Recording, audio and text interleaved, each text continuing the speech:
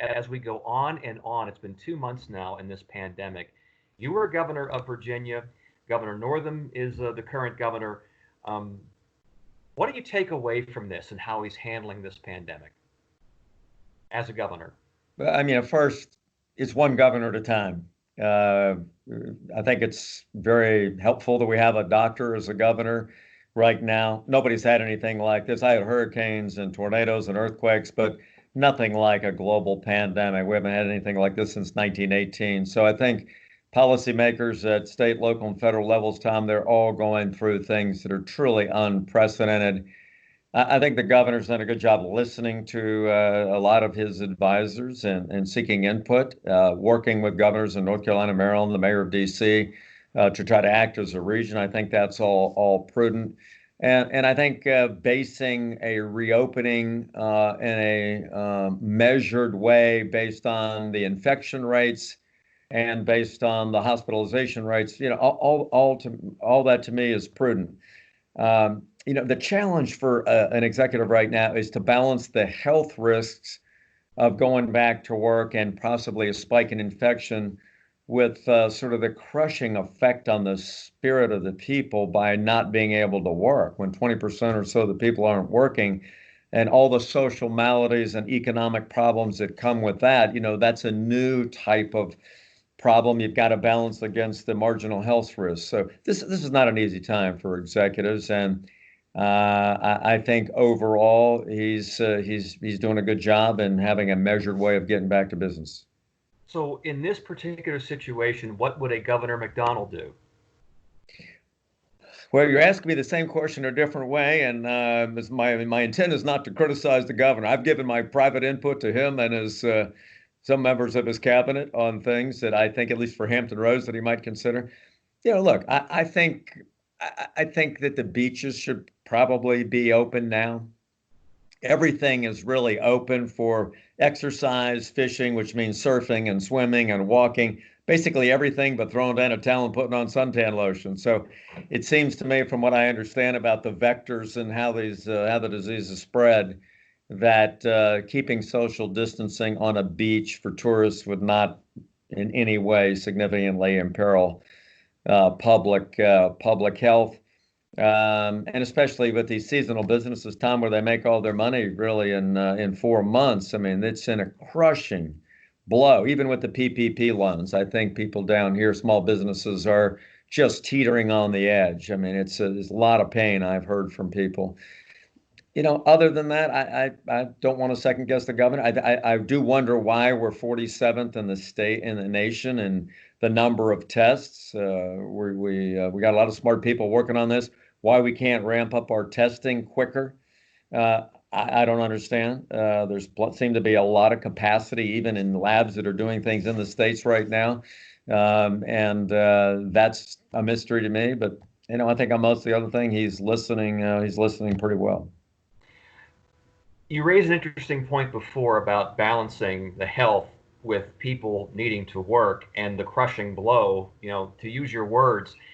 It's very interesting because there are people who say we can get a worse effect by not reopening and not getting back to work.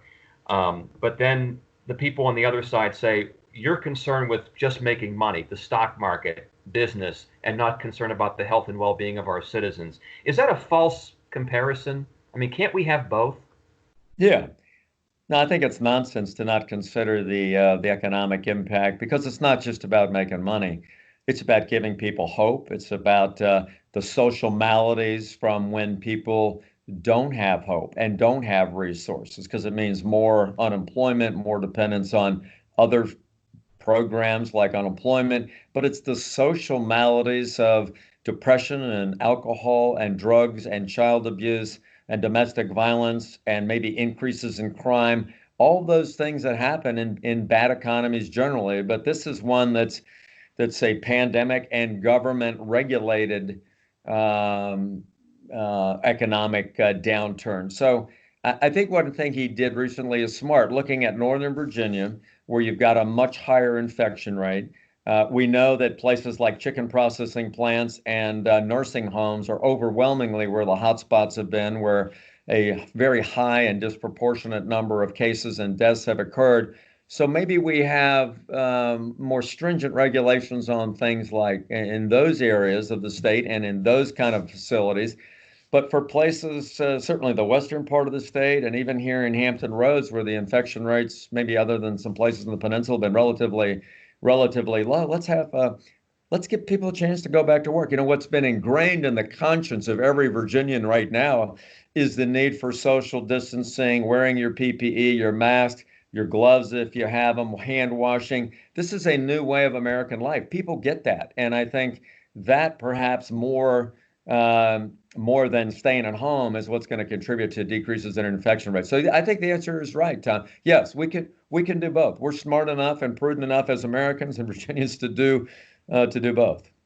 So can we also survive the incredible increase in spending that's contributing to our national debt and also the deficit? I think we had a close to a $2 trillion deficit in the month of April. So how many more stimulus packages will it take for us to get back on our feet, or is that going to be worse than the money itself being prescribed?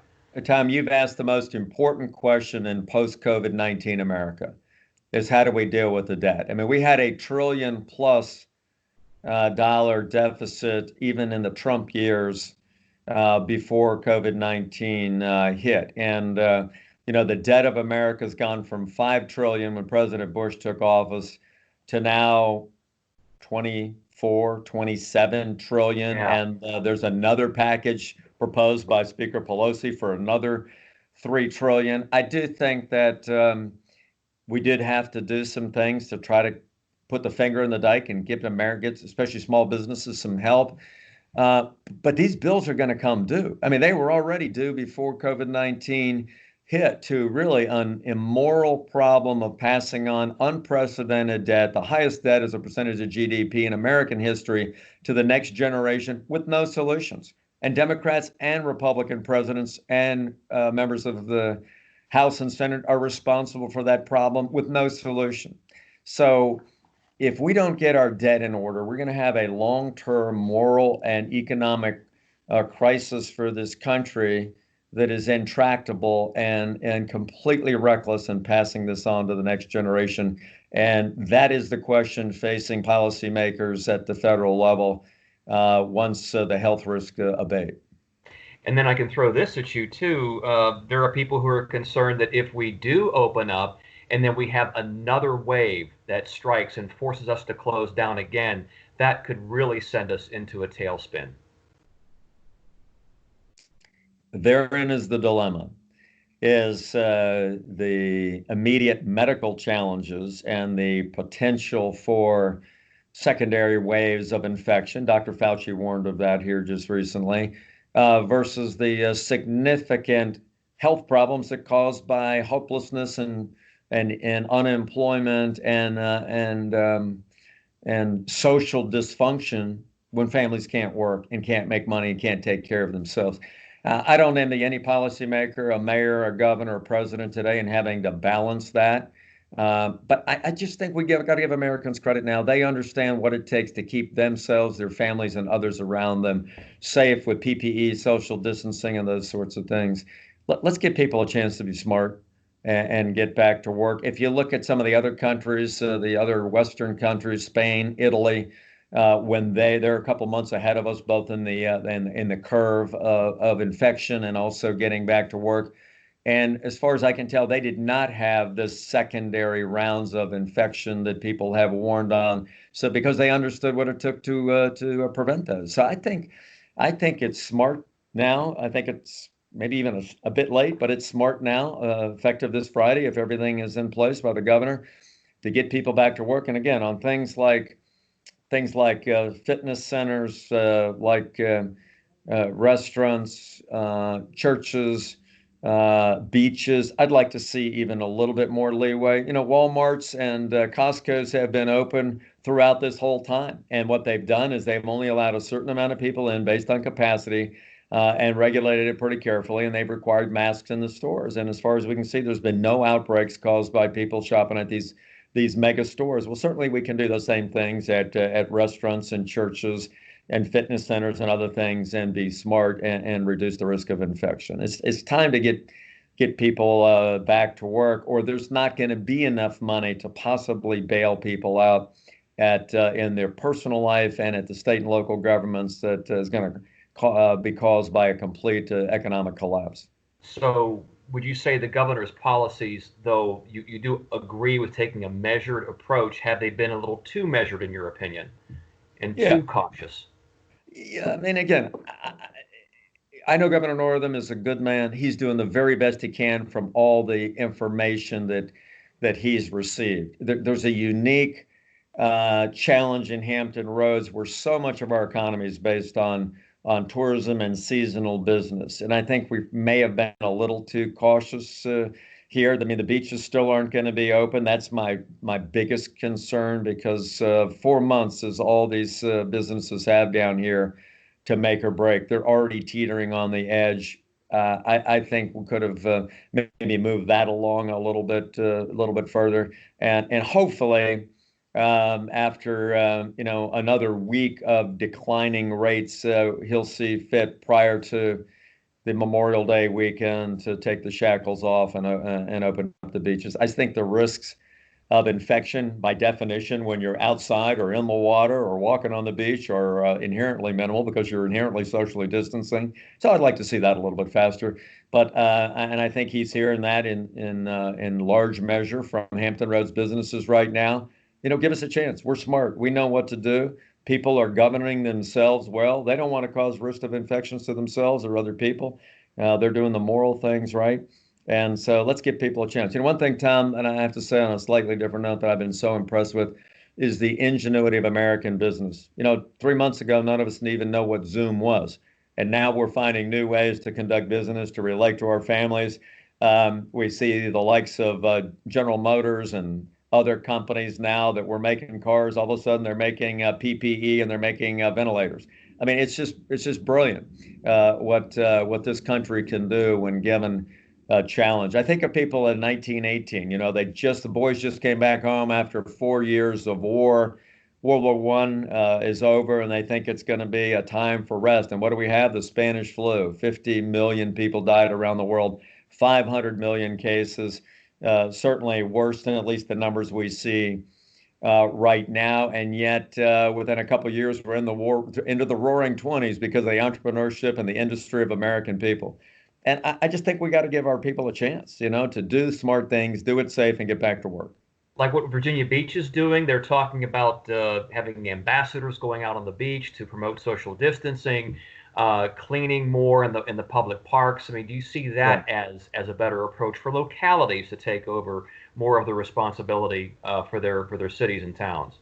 I do. And that's why, when President said it's solely a federal issue as to when America reopens, that's completely wrong under our constitutional principles of federalism. It's really the states would have always been the repository for the police powers. And then further, to be able to have the states get input from the mayors, because what's happening in Galax and Bristol and Abingdon is very different than what's happening in Northern Virginia.